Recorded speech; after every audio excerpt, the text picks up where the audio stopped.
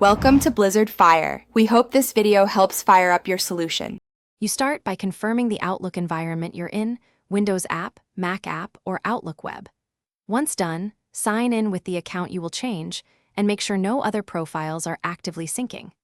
Now open Settings or File Options immediately. This gets you straight to language controls. If you use the web version, open Settings and choose View All Outlook Settings. These first actions minimize interruptions and put you right where language preferences live. You navigate the language panel. On Windows, go to File, Options, Language. On Mac, open Outlook Preferences and Language. In the web client, use Settings, view all Outlook settings, General, Language, and Time. Once there, pick the display language first, then set proofing or spell-check language, and finally adjust regional formats for date and time. Make each selection deliberately, because display versus proofing are separate settings, so changing one won't automatically. You finish by saving or applying your choices, then restart Outlook or sign out and sign back in on the web, because many changes require a reload.